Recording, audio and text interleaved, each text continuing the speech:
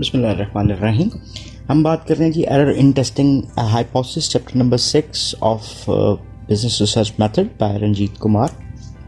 अभी हम बात करते हैं कि हमने जो हाइपोथेसिस बनाया था, क्या उस हाइपोथेसिस को जब टेस्ट किया और उसकी बेस के ऊपर उसको या हमने एक्सेप्ट किया या रिजेक्ट किया, तो वाज इट ट्रू और नॉट।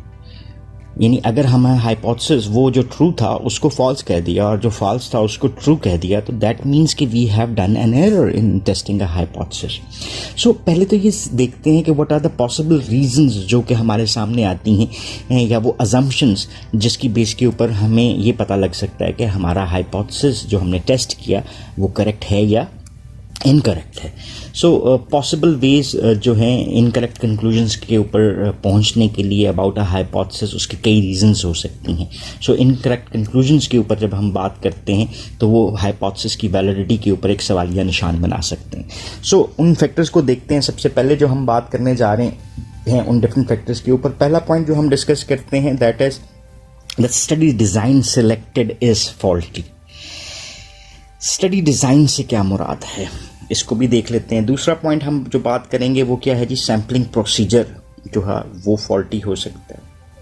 थर्ड हमारा पार्ट हो सकता है कि method of data collection is inaccurate, analysis is wrong, statistical procedure applied are inappropriate और कंक्लूजन्स ड्रॉन आर इनकरेक्ट। ये हमारे पास वो पॉसिबल रीजंस आ सकते हैं जिसकी बेस के ऊपर हमारे conclusions about a hypothesis might be incorrect. So इनको सब देखने की वन बाय वन कोशिश करते हैं। पहले पॉइंट के ऊपर हम बात करते हैं जी, the study design selected is faulty. अब स्टडी डिज़ाइन से क्या मुराद है, जो हमारी स्ट्रैटेजी ऑफ रिसर्च इंक्वायरी है, स्ट्रैटेजी ऑफ रिसर्च वो क्या कहलाती है, हमारा डिज़ाइन कहलाती है। सो इस वक्त हमारे स्कोप से थोड़ा सा बाहर है, लेकिन अगर हमारा डिज़ाइन फॉल्टी हो जाता है, जैसे फॉर इंस्टेंस अगर ए डिज़ाइन यहाँ पे इस रिसर्च पे अप्लाई होता है, लेकिन हमने किस डिज़ाइन के ऊपर बात कर ली, हमने बी डिज़ाइन के मुताबिक अपनी सारी एक्टिविटीज़ परफॉर्म की।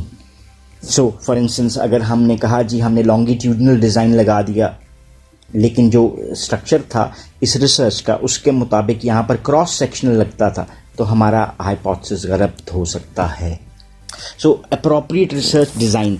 और सिंपलेस्ट बात करें तो अगर हमने क्वांटिटेटिव रिसर्च डिज़ाइन के ऊपर बात करनी थी, उसके मेथड पे जाना था, लेकिन हमने क्वालिटेटिव लगा दिया, तो भी हमारे हाइपोथेसिस गलत हो सकते हैं। ये तो हमारे पास आ गई जी पहली बात। दूसरी बात है sampling procedures adopted is faulty. कि सैम्पल किसको कहते हैं, sample is a true representative of a population. For instance ये हमारे पास पॉपुलेशन थी और उसके 4 डिफरेंट सेक्शंस थे, ए बी सी और डी।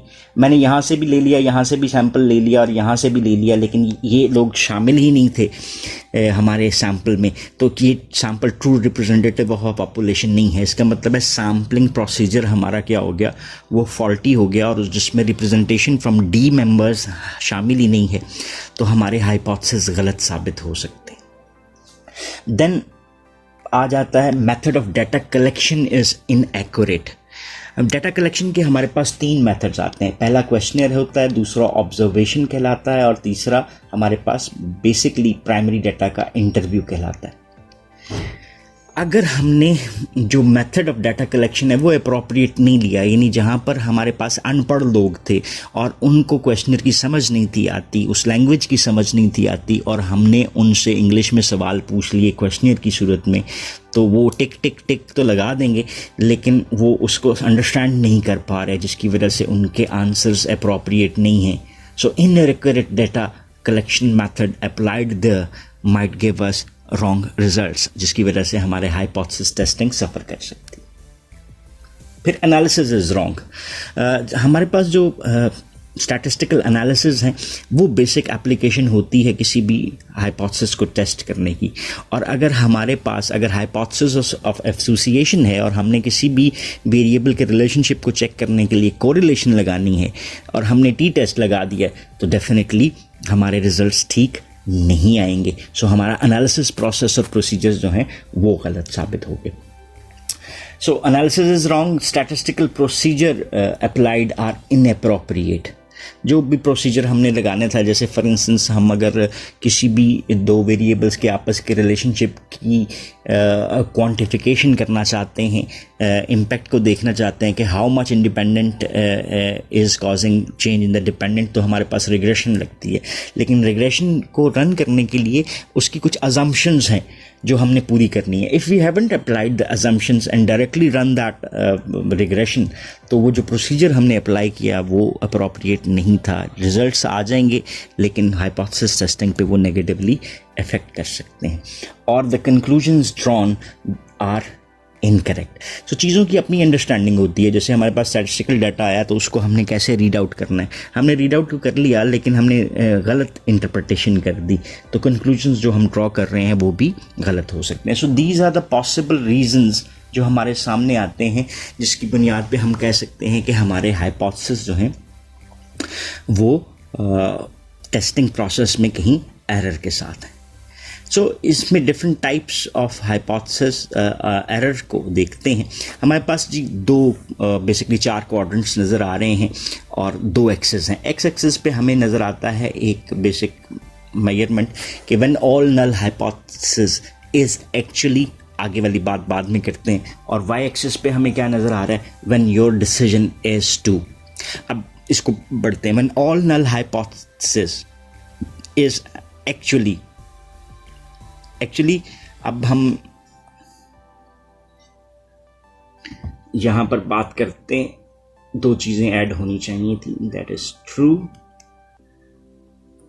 और दैट इज